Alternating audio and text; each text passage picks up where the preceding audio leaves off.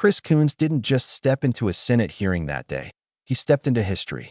Facing Kash Patel across the room, Coons reminded him of a promise that once carried the weight of trust, that the FBI would remain free from politics, free from retribution, free from loyalty tests. But now, years later, the cracks in that promise are showing. Top officials have been forced out, lawsuits are piling up, and whispers of a bureau reshaped for political gain are no longer whispers, they're headlines. Coons didn't waste time with soft questions. He cornered Patel, pressing him on firings, budget cuts, oversight failures, and evasive answers that only raised more suspicions. Start by reading something you said to me during your confirmation hearing under oath. I have no interest, no desire, and will not, if confirmed, go backwards. There will be no politicization at the FBI. Then you looked me in the eyes and said there will be no retribution actions taken by the FBI should I be confirmed as director. I told you that in your office. I tell you that again today. I'm concerned that that's not what's happened, that since you took over as director, you've cleaned house or forced out senior leaders across the Bureau, in particular targeting those that worked on investigations of President Trump. The former acting director has just sued you for firing him for political reasons. So did a leader in the DC field office. And the well-respected leader of the Salt Lake City office was pushed out last month, leaving that office shorthanded at a particularly difficult time. I'm worried that these actions compromise the Bureau's ability to keep Americans safe. Hundreds of agents have resigned. You are lowering application standards to fill vacancies. You've reassigned large numbers of agents to work on immigration and street crime, issues other law enforcement agencies can handle, perhaps more effectively with the FBI, but I'm concerned that this compromises the Bureau's ability to address national security risks, uniquely its capability. In fact, you've shut down the Office of Integrity and Compliance, which makes sure that agents act in a lawful and ethical way, and reassign staff away from domestic terrorism investigations exactly at a moment I think we are all concerned about it. I also have to ask, you came before the Appropriations Committee in May and told us you wanted a $500 million budget cut for the FBI, literally an effort to defund the police. I am grateful for the work of the men and women of the FBI. They've done great work this year in Delaware, partnering with the Dover Police Department to support human trafficking victims, partnering with the Middletown Police Department on armed robbery and carjacking. And it's urgent, I think, that we fix the direction and the prioritization within the FBI. And I wish we could focus on those efforts today. But I'm seeing an FBI leadership more focused on social media clout and on political revenge than on fighting crime. Director, have you ever ordered that an FBI employee be terminated because he or she worked on an investigation into President Trump? Senator, thank you. One quick correction for the record. There's 280 NV investigations. I gave the incorrect number to Senator Hawley. Thank you. Understood. As far as a lot of your statement, I disagree with it, and I'm happy to address it. But the only way, generally speaking, an individual is terminated at the FBI is if they have violated their oath of office, violated the law, or failed to uphold the standards that we need them to have at the FBI. So those who say that they've been fired because of working on investigations into President Trump are lying or misrepresenting? Well, those matters are alleged in litigation, which is ongoing, so I can't comment on those specifically. Could you comment on why you fired former acting FBI Director Driscoll? I can't because it's ongoing litigation. Could you say now definitively under oath that the rank and file agents who were assigned to work January 6 cases will not be terminated because that's what they were assigned to do? I've said it before and I've said it again. Your case assignment, as I was given case assignments when I was a young prosecutor, does not dictate your career or your termination. Thank you. Then let me go to the appropriations question. In May, you testified before the subcommittee on which I served, defending the president's request that we slash the FBI's budget by about $500 million. The day before, you testified the opposite in front of the House. Where are we in terms of the budget request? Senator Graham earlier said if you're requesting more funding for more agents, let us know. We're nearing the end of the fiscal year. In front of the committee on which I serve here in the Senate, your request was for a reduction of hundreds of millions of dollars. Where are we? Where we are in the budget cycle is we at the FBI are in support of the president's budget, and we are in support of eliminating waste, fraud, and abuse. We've already identified tens of millions of dollars of duplicative contracts that the FBI was spending on software and private sector engagements. We've also identified duplicative workloads. So we are transitioning those folks out of doing the same thing twice over and into the field. And that's my focus right now. And the move of the FBI headquarters is also going to save the FBI $3.5 billion in the American taxpayers. So we're focused on eliminating waste, fraud, and abuse. And as I told Senator Graham, I'll go back and talk to my team, and if we need more, we'll let you know. Are you planning any additional reductions in force, Director? No. How many vacancies are you currently trying to fill within the agency? In terms of the 1811 ranks, there's a few hundred open vacancies that we have funded. And so we're filling all of those with our hybrid 1811 program and our new recruitment program, and I think a lesser amount of IAs and SOS. So if hundreds of agents have retired or taken the fork in the road offer, and you have vacancies, but you're requesting $500 million less, how does having fewer FBI agents help you tackle violent crime and address our national security issues? Just to put it in perspective, Senator, issues? Sorry, I didn't mean to cut you off. If we had this $500 million, we've done the math. It would take us 14 years to onboard every vacancy that's on the books currently at the FBI, because we can't hire these folks and train them overnight.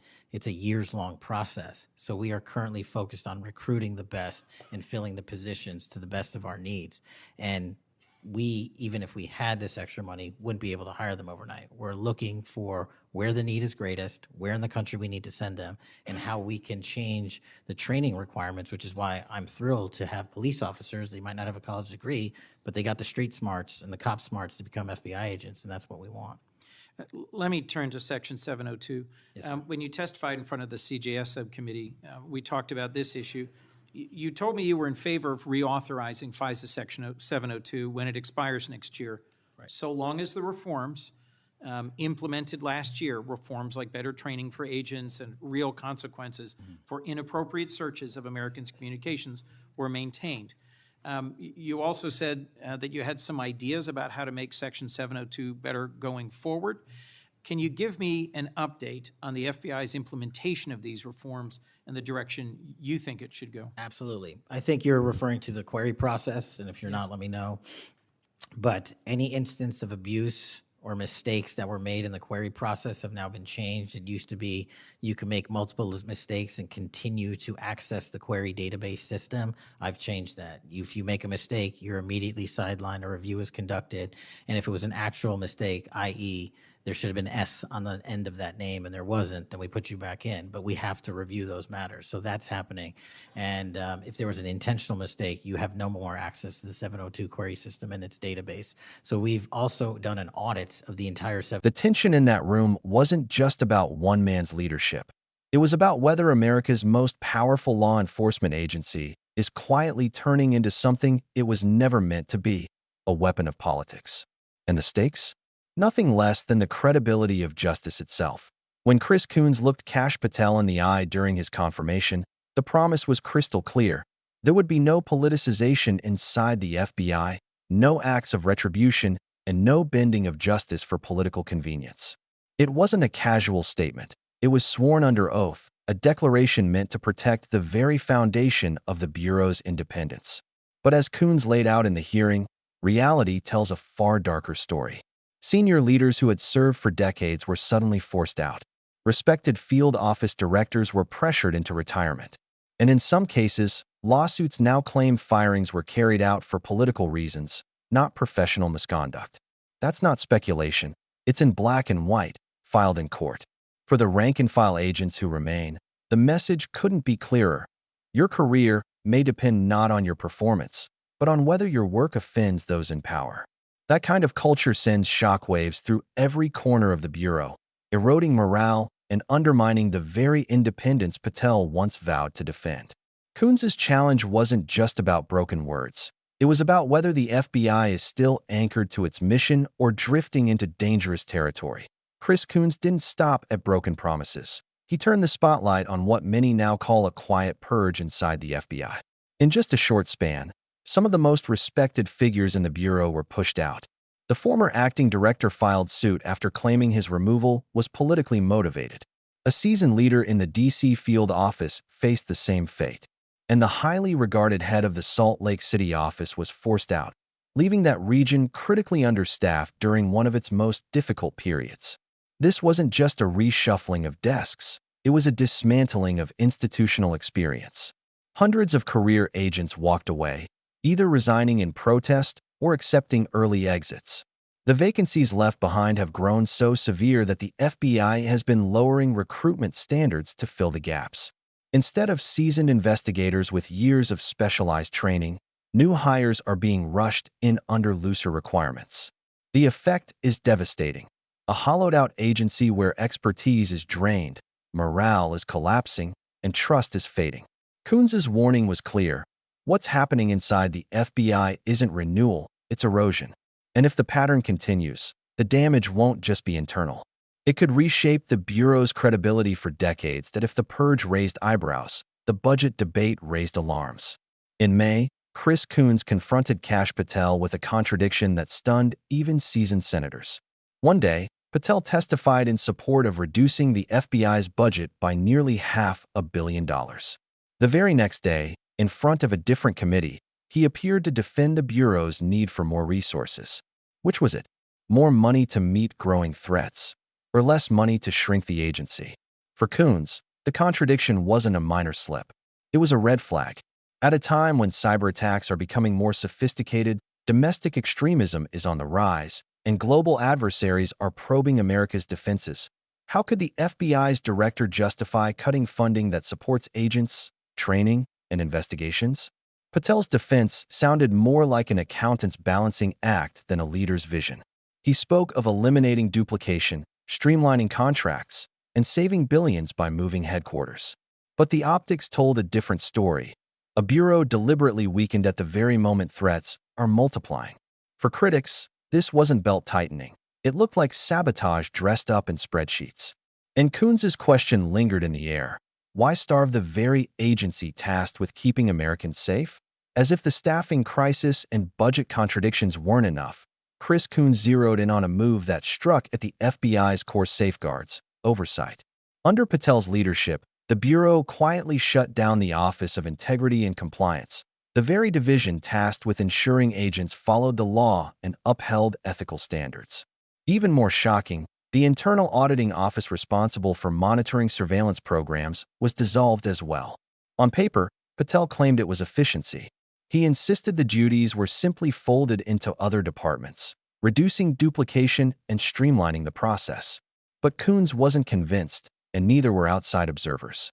For decades, those offices existed to provide an independent check against abuse, an extra layer of accountability designed to protect both the agency and the public. Eliminating them under the banner of efficiency left one unavoidable question: was oversight being streamlined or stripped away? The timing made it even more alarming. With surveillance authorities under intense scrutiny and public trust already fragile, removing dedicated watchdogs looked less like reform and more like retreat. Coons pressed Patel to explain how the FBI could credibly promise accountability while dismantling the very structures built to ensure it. The answer he gave did little to reassure. The most telling moments came when Chris Coons demanded straight answers, and Kash Patel simply wouldn't give them. When asked directly if FBI agents were ever terminated because of the cases they worked, Patel avoided the heart of the question. He repeated vague lines about violations of standards and ongoing litigation, but never offered the one response that could have restored trust: a clear denial. That silence spoke louder than words. If everything was as fair and transparent as Patel claimed, why hide behind legal language? Why not tell the American people definitively that no agent was punished for simply doing their job? Coons pushed again, pointing to lawsuits already in motion, to the chilling effect across the Bureau, and to the damage such uncertainty inflicts on morale. But Patel refused to step past the safety of carefully crafted phrases. For those watching, the evasions were impossible to ignore. In an agency where credibility is everything, dodging simple yes or no questions only deepens suspicion. Coons made it plain. Without transparency, there can be no confidence. And in that hearing room, every sidestep from Patel left the FBI's independence looking less like a principle and more like a promise slipping through the cracks. Beyond the lawsuits, firings, and budget battles, Chris Coons drew attention to the heart of the matter: the FBI's independence. The Bureau isn't just another federal agency. It's the nation's frontline defense against terrorism, espionage, cyber attacks, organized crime, and corruption. Its power is immense, but so is its responsibility. And that responsibility depends entirely on one fragile foundation: public trust. The moment Americans start to believe the FBI answers to politics instead of the law, its credibility collapses. Without credibility, badges mean less, investigations carry less weight, and even successful prosecutions risk being dismissed as partisan games. That's the danger Coons highlighted: the slow erosion of trust that can hollow out the Bureau from within. It's not just about today's cases. Lowered hiring standards, dismantled oversight, and forced resignations chip away at institutional memory and expertise. Once that knowledge is lost, it cannot be replaced overnight. The result is an FBI less capable, less respected, and more vulnerable to outside influence. Coons's questioning revealed more than Patel's evasions. It exposed a larger truth: if independence is compromised, the very agency designed to protect democracy could unintentionally help unravel it. By the end of the exchange, Chris Coons had done more than challenge Kash Patel's leadership. He had framed the fight as a crossroads for democracy itself. The stakes weren't abstract. They were brutally clear: independence versus influence, professionalism versus politics, the rule of law versus loyalty tests. If the FBI bends under political pressure, every investigation it touches risks being stained by doubt. Think about what that means in practice. Counterterrorism cases could be dismissed as partisan. Corruption probes could be seen as vendettas. Cybercrime crackdowns could be twisted into political narratives. Once the perception of neutrality is gone, every verdict, every arrest, and every conviction carries a shadow. And in law enforcement, perception is power. Coons's warning was simple but devastating. When the FBI's integrity is questioned, the safety of the country itself is questioned. Because no matter how many agents, how many offices, or how many tools the Bureau has, none of it works without trust. This wasn't just a Senate hearing. It was a mirror held up to an institution in crisis. And the reflection staring back raised the most unsettling question of all: can the FBI still serve the people, or is it sliding into something far more dangerous? By the time Chris Coons finished, the hearing felt less like routine oversight and more like a warning shot to the entire country.